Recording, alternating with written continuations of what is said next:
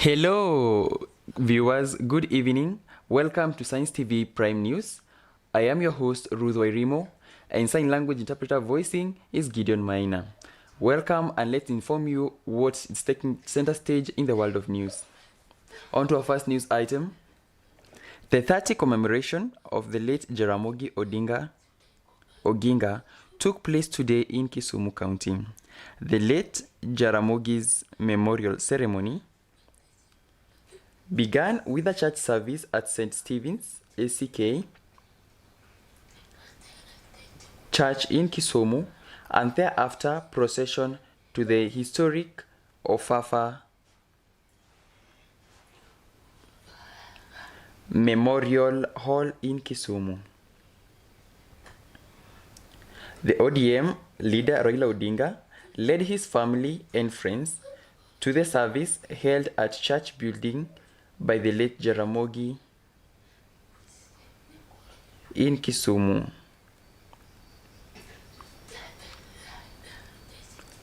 Several leaders, including governors Mama Ngina Kenyatta, among other guests, are also attending the memorial in Kisumu. In Nairobi, civil society groups led by Social Justice Center Forum and Communist Party of Kenya also commemorated Mzee Jaramogi Odinga legacy of liberation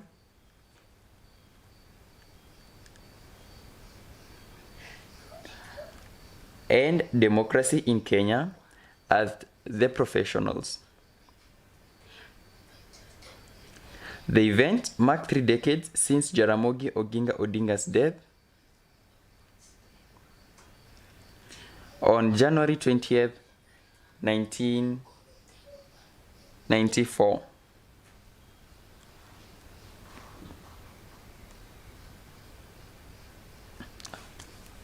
Ulipigania lakini inawafaidi watu wengine. Lakini kile watu Jaramogi aliogopa hatari wakawekwa ndani ni kwa sababu sio tu kwamba walikuwa na kosoa Jomo Kenyatta, lakini walikuwa na organize chama cha kufanya nini? Cha kumuondoa hapo. Na Jaramogi akaendelea kama mwanaharakati hata alipotoka gerezani, na marafi na makomrade wengi ambao wamekuwa nao hapa waliwekwa ndani, mpaka baada ya mwisho anaendelea kuorganize watu kupambana. Akatambua jukumu la kupambana dhidi ya ukoloni mamboleo, mfumo wa udikteta wa Jomo Kenyatta na hata wa Moi, wote akawa anapambana naye. Na tena yeye alikuwa ni mtu mwana mapambano, hasa mtu mwenye utu.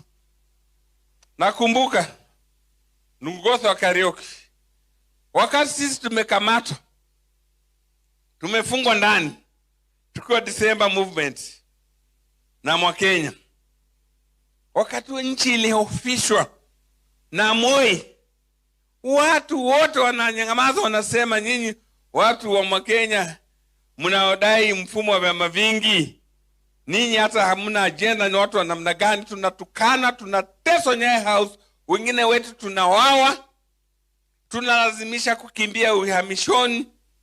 Huko ndani wote kina Mishere Mugo wanakimbizwa, kina Ngugi wa Thiong'o, kina Lamini Mazurui na makomrade wengi nani anawajua hapa, Nungotho wa Karaoke na watu wengine wengi, wote wanalazimika kukimbia.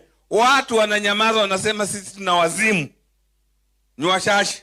Mtu peke yake ambaye alisimama, hata wa kanisa hawakusimama, walikuja baadaye, ni Jaramogi. Jaramogi akasema hapana, Moi huwezi kuenda kunyanyasa wa Kenya namna hii. Hawa vijana unawanyanyasa namna hii na wanapigania haki. Jaramogi ndio alikuwa sauti ambaye imetokea ya upweke peke yake enzi hizo. The man we are celebrating today, Jaramogi Oginga Odinga, was a very, very committed family man. He was a committed family man, and he was also committed to this country, and when he died, I can tell you there's a time I disagreed with him. I was disagreeing with Jaramogi because I was telling him, Baba, these people have given you too much trouble.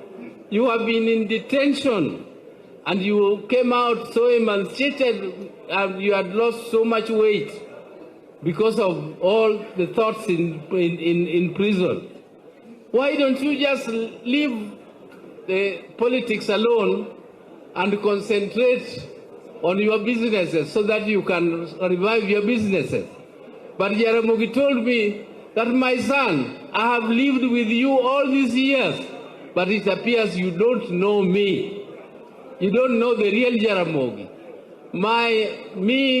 All those things you are talking about, which call businesses and small things like those, only take less than a quarter of my heart. Everything else goes to the people. That thing you tell me to leave politics is my life, and I will not leave it. I will fight for justice, and I will fight for the people of Kenya until I die. That was Jaramogi.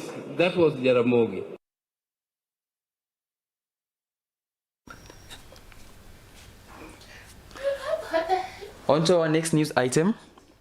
Transport CS Kipchumba Murkomen today officially launched the Nairobi Expressway Haile Selassie Exit Plaza, which has been under construction for a period of 5 months.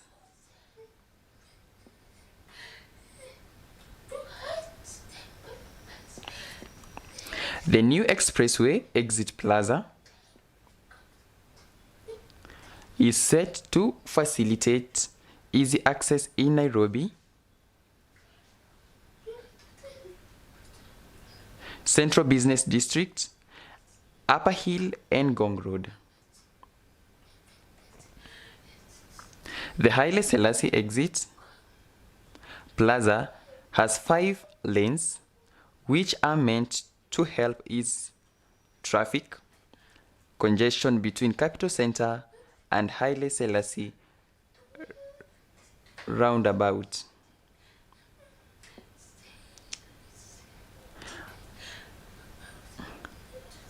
According to the CS, the exit will facilitate access to most government offices. Importance of the expressway, but a lot of them were saying that the value of this expressway was being underutilized because of the exit that was far away from the CBD, far away from the Arambe Avenue, where it's the heart of the government offices, including the office of the president, the office of the deputy president, the parliament itself, judiciary, where the Supreme Court is situated. So the seat of government actually was not being served by the expressway easily. As a result, we are here today as a fulfillment of a promise. For this investment, the uniqueness is the fact that the traffic volume risk is not borne by the government of Kenya, but by the investor. We are currently exploring possibilities of constructing another expressway to Kiambu Road through a PPP project like this.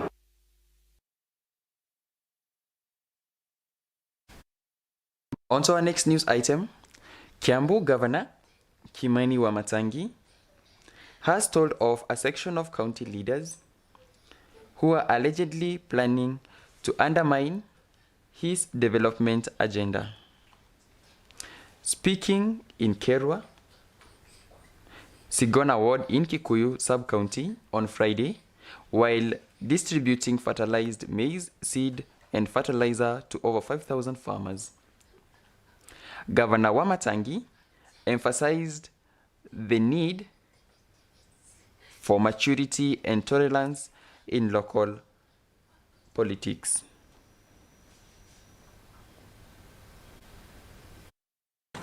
Haja na mkutano yangu asiwe anakuja mkutano yangu. Kwa hivyo dhania mkutano ya gavana kutoka leo, kama wewe sio mtu unaunga mpango yetu ya kusaidia hawa wananchi kako nje ya mkutano yangu. Na tuanjita nado hitu. Moja yangu ni kusaidia hawa watu mimi. Kama unagojea siasa ni 2027. Kanati wado itu. Na tutapambana kwa uwanja wa siasa. Wacha mambo ya maendeleo ni leo.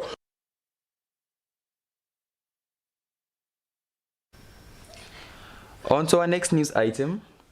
The family for Meru Governor Bishop Kawera Mwangaza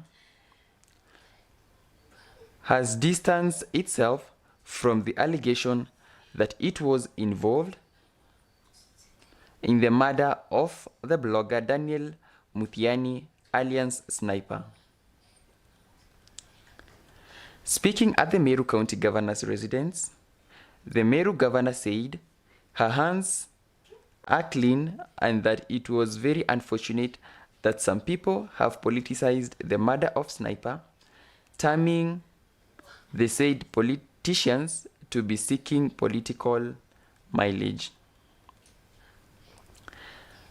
The Meru Governor said she has been quiet for a while as the DCI officers were carrying on with their investigation, but she will never relent to talk about the murder of Sniper and justice for her family, which has been brought on the limelight as being involved in the killing of Sniper.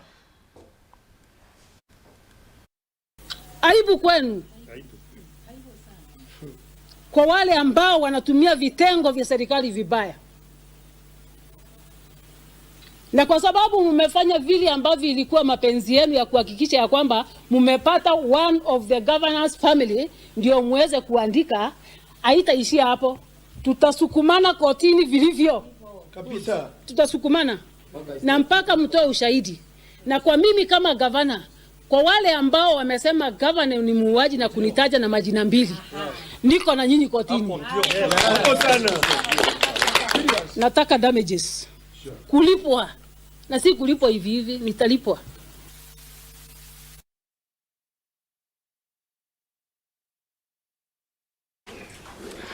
Now we'll take a short commercial break and then we'll be back with more news.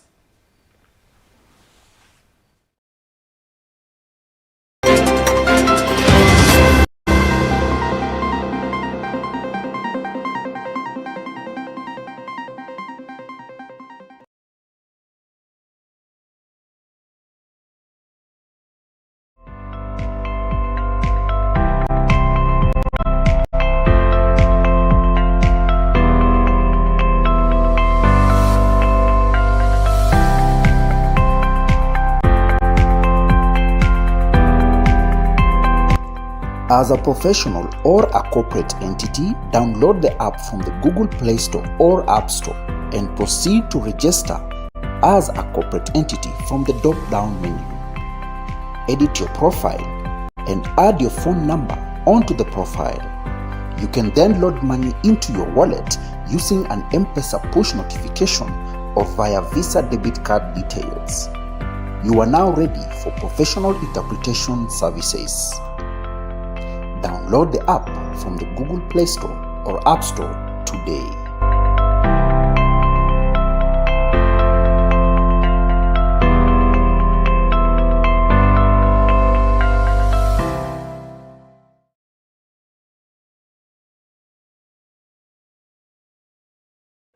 Milango haifai kufunga fursa.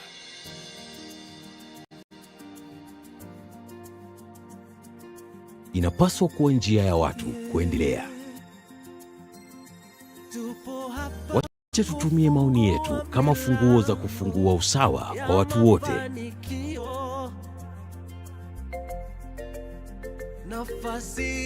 Wacha tukusanye umbali kwa kuunganisha zamani zetu na mustakabali bora. Wacha tufungue milango mikubwa kwa midogo.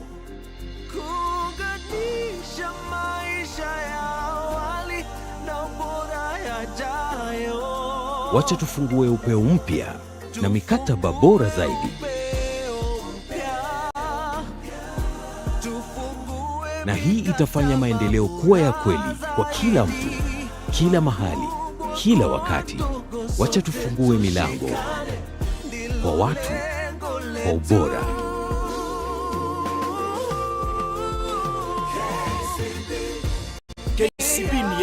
KCB ni yangu. KCB is mine.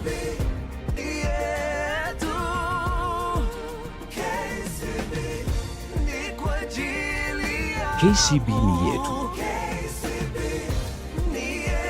For people, for better.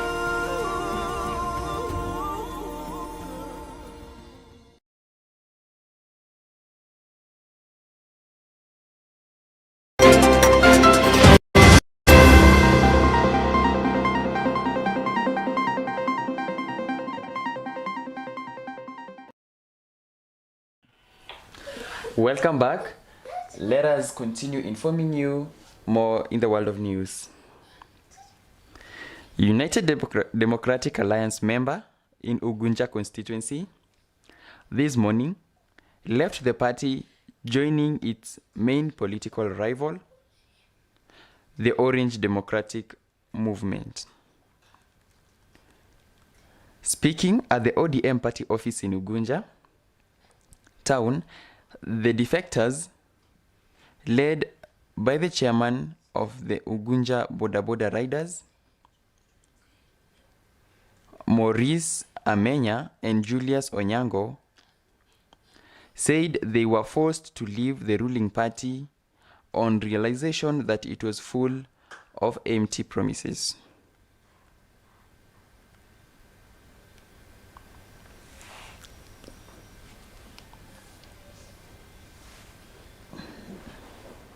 I'm very happy to come back today to ODM party, because where I was, UDA, we are really suffering there, because our president is always saying, nimetenga, nimetenga, nimetenga. So we as the youth, as the Boda Boda Riders, we've decided to come back to ODM party. And we're very happy that we are going to strengthen party of ODM. Youth are going to register. We want to come back with all people who are back for UDA to be back to ODM. Kwanza leo nitaanza kuimba wimbo ya ODM. Nimeachana na mambo ya UDA kwa sababu UDA hakuna kitu chochote nishepata kwake, kwa sababu kila mara president yetu anasema, "Mwana, nimetenga, tutafanya na tuoni." Ndio kwa maana leo nimeamua kwanza leo hata saa hii naanza kuimba wimbo ya ODM. Officially, I'm back home. For one, I'm sorry to say that I'm among those people who introduced you UDA in Ugunja. I think everybody's aware. The start of UDA was us. But I've been in that home, that house. Actually, it's a terrible house for me. I'm back home. And I'm repeating, I'm back home. And I'm going to do anything possible to bring my fellows back home. Mtoto akitoka nyumbani, naone huko nje ni mbaya. Sana rudi kwake, kwa boma. Tumerudi kwa baba, tuko na baba, he's our father, we love him. And even if I was not there, actually, I was there to test how the outside tastes. So naenda kuangalia vile nje inakaa. Lakini nje ni terrible, so narudi nyumbani. So please, watu wa ODM, I'm among you. UDA, goodbye. Gwaheri tena sana. Nimeshakuwa kwa UDA for almost 1 year. Na nimeangalia, nikaona there is no need to be outside. Huko hakuna kitu. Huko tuko na wale tu watu wakora wana spread lies, uongo. Nimekaa huko nikaangalia, nimeona nirudi nyumbani. I'm back. This government, the current government, has nothing to offer to the youth apart from promises, which we believe maybe the next government will fulfill. We stand united, and our party in Luanyanza is ODM. We welcome you and know very well that you are at home. Home is open for you, and ODM is always open for everybody. Persuade your colleagues who are there in the UDA, they should also follow the trend you followed. So we work as a team.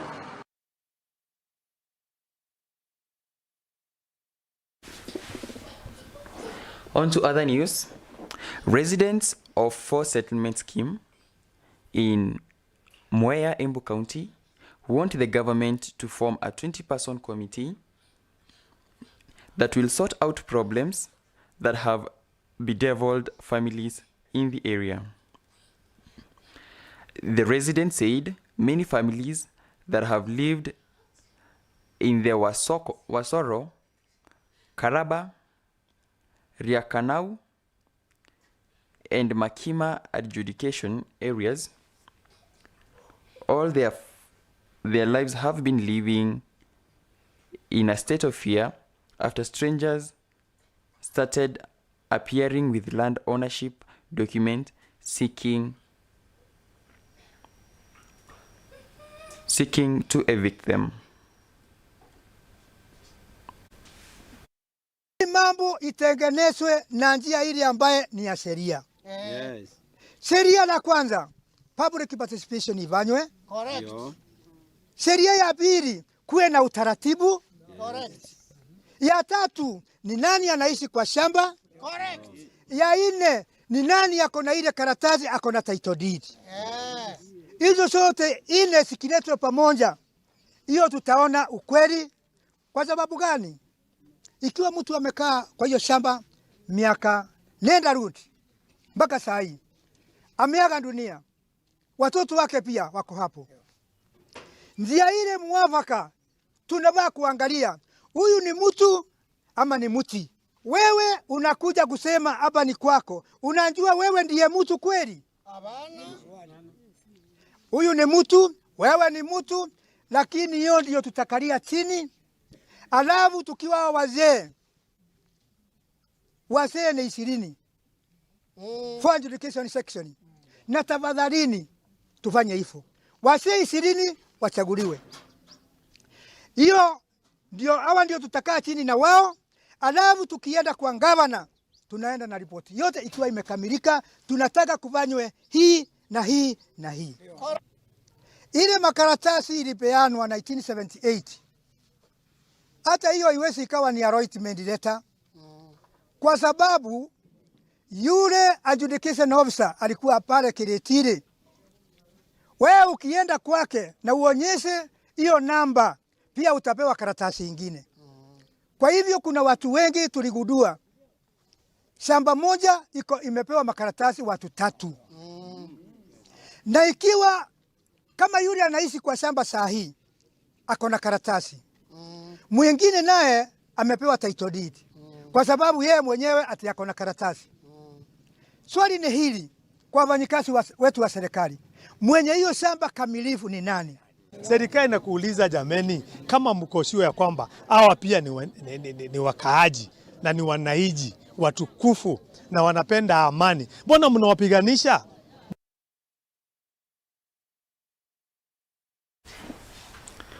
On to other news item.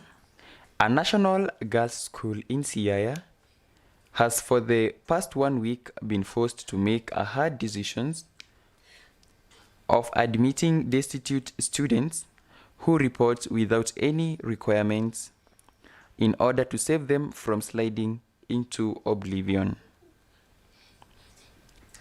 According to the principal of Ngia Girls School, Helen Juma, so far 4 girls have been admitted into the institution with nothing but hope that all will be well and well-wishers will come forward to help cater for their educational needs.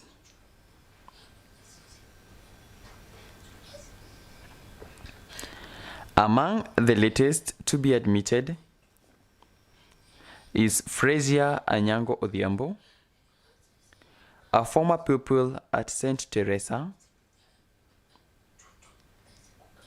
Primary School in Busia,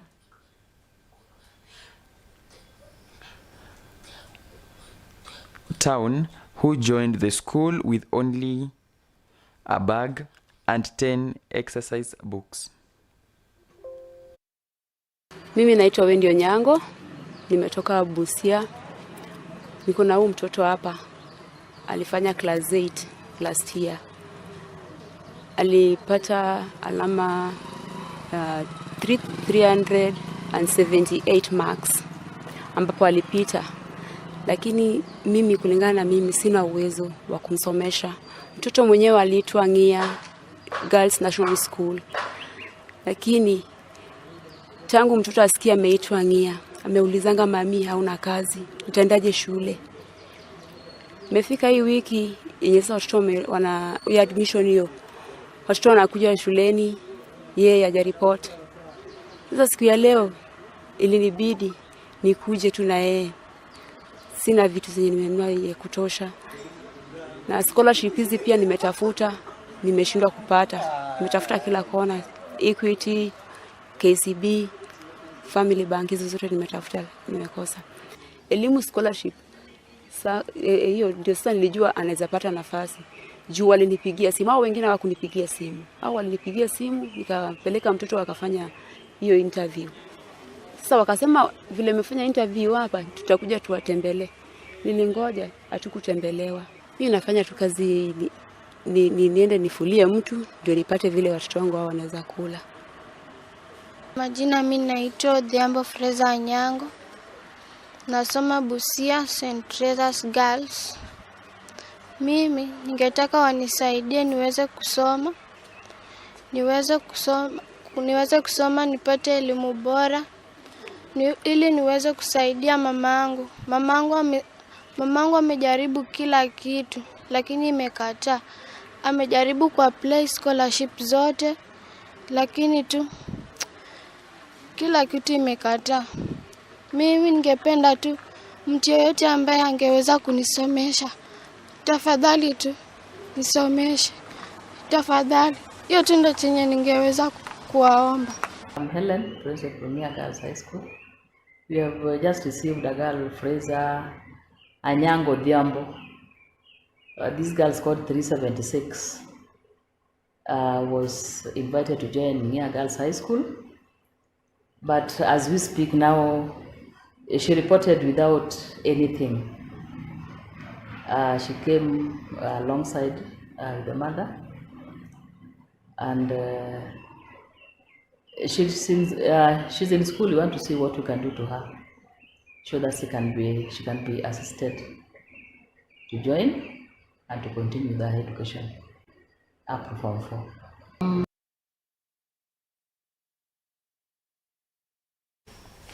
That is all we had prepared for you here at Science TV. Thank you for your valid company. You have been with me, Ruth WAIRIMU, and sign language interpreter voicing is Gideon Maina. Enjoy your night and sleep well, and I hope to see you tomorrow. Bye bye.